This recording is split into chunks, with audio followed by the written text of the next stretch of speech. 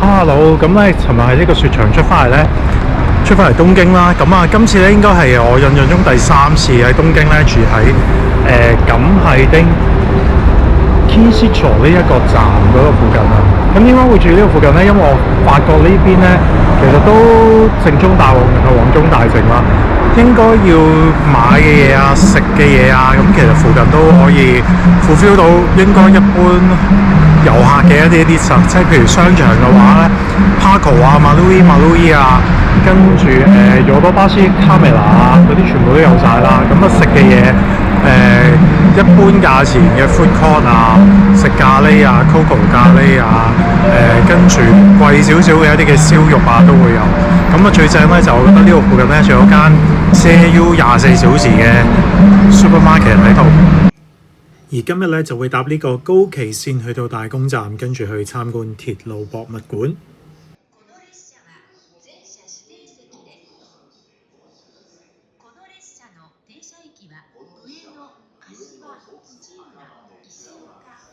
當你搭 JR 咧抵達咗大宮站之後咧，出咗閘之後，跟住個指示啦，咁啊其實仲要搭到一個叫做埼玉新都市嘅伊內線，咁再搭到一個站咧，先會到呢一個嘅鐵路博物館站嘅。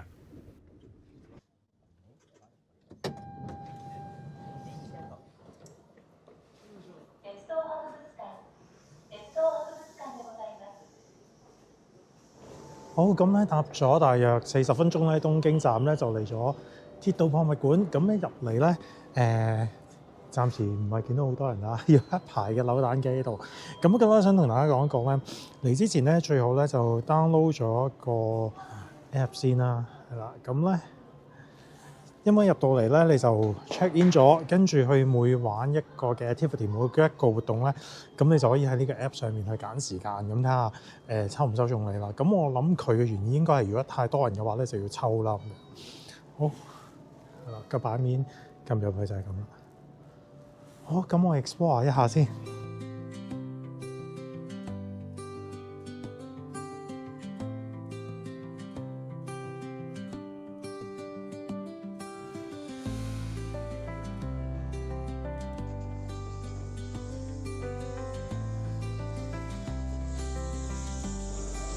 其實咧，原來一路咧就喺個車站出嚟，喺個門口位啦，喺度打卡影相啦，都未入去正式嘅入口。好，而家呢個打開到門晒啦，鐵道博物館。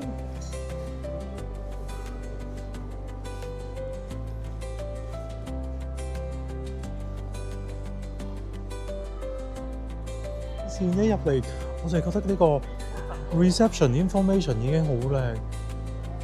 其實佢成個設計啦，我就係見到一啲牆啦、白底黑字咧，已經好 sharp 好整實。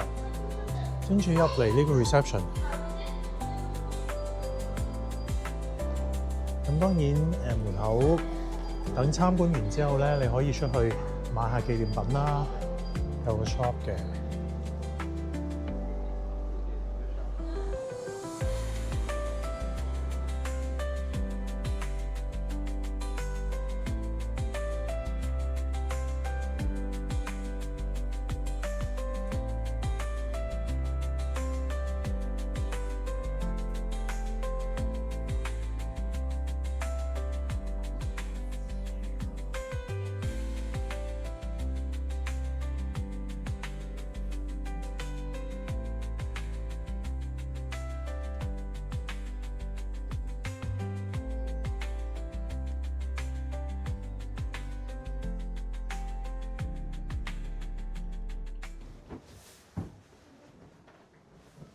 似唔似無限列車咧？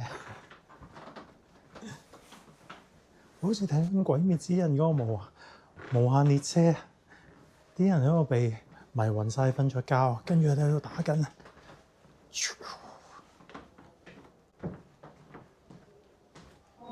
乜有個有啲似香港嘅電車嘅車頭啊！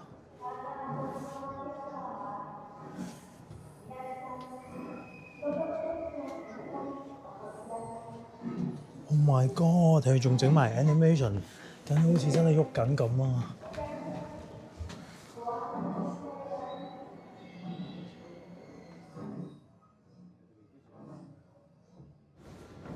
200係新幹線電車啊，果然係叫做。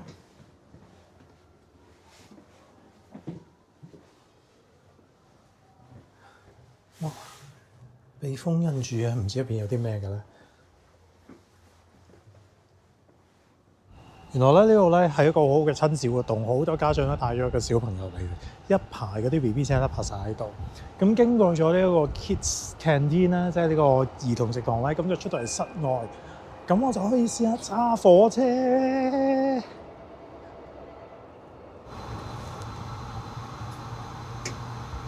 呢架 Narita Express 咁慢，全速前進。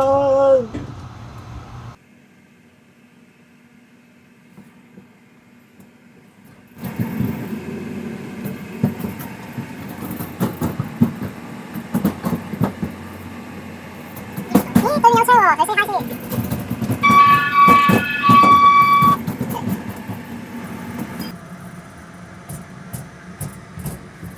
阿哥你幫手，睇到到站，我咪要停站㗎，停一停。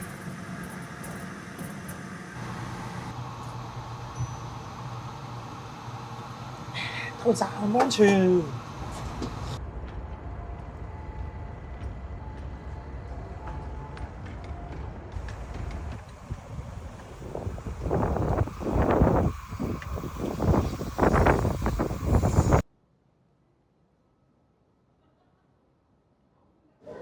大家係咪都好想喺日本住同埋喺日本揾份工咧？非常之簡單，有冇諗過喺鐵路度做啊？仕事 at job station at 呢個 station。其實喺鐵路做站長咧都好啱我問㗎。譬如有啲人埋到嚟問你點樣買飛啊，點樣入閘啊等等，咁我哋睇下咯喎。你去呢個 Omiya 嘅話，只係140 yen，咁你就喺部機度揀。140 yen 啦，入錢出飛。好啦，抽咗呢張紙嘅飛咧，記住就喺呢個閘口呢個位度入飛咯噃。咁我就可以通過啦。記住出閘嘅時候攞翻張飛，合格。係堅尼事務介紹所。如果你唔想做呢個站長嘅話咧，仕事 job station 可以咧試下做呢一個嘅車長。咁呢一個咧入邊咧就會有一個嘅 E5 Simulator 喎，咁咧係就教你點樣去揸呢個新幹線。咁我原本都諗住報咗名想試下嘅，不過咧應該我聽唔明嗰啲日文啦，咁所以 give up 咗啦。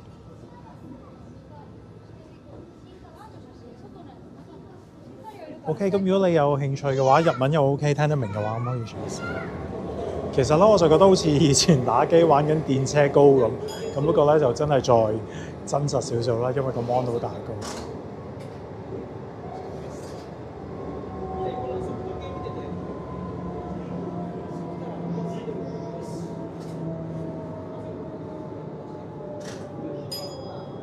咁上多一層咧，樓上咧就會講鐵道嘅未來啦。咁啊，佢呢度咧就會講好多，譬如個車廂裏邊嘅設計啊，或者佢哋嘅 system 上面有冇啲咩唔同啊咁樣嘅。咁啊，可能係一啲你睇一卡卡無人駕駛啦，跟住或者係好似隻蟹咁嘅東西。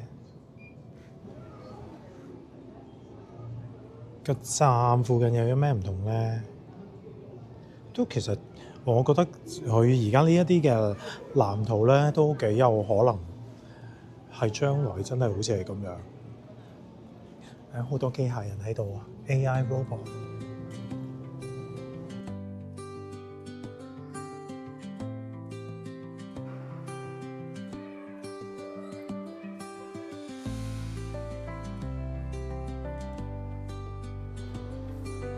咁日本嘅鐵道好多年歷史啦，咁英國其實亦都唔例外。咁所以原來咧，佢係同英國嗰邊嘅 National Railway Museum 咧係一個姊妹嘅博物館。好，離開啦，鐵路博物館，拜拜。今次嘅旅程都開心好玩啦，因為都有去過一啲未去過地方，包括就係仙台啦，咁啊跟住又有去過一個鐵路博物館啦，都係之前未去過嘅地方。咁希望可以好快再有下一個假期，又可以去啲未去過嘅地方。拜拜。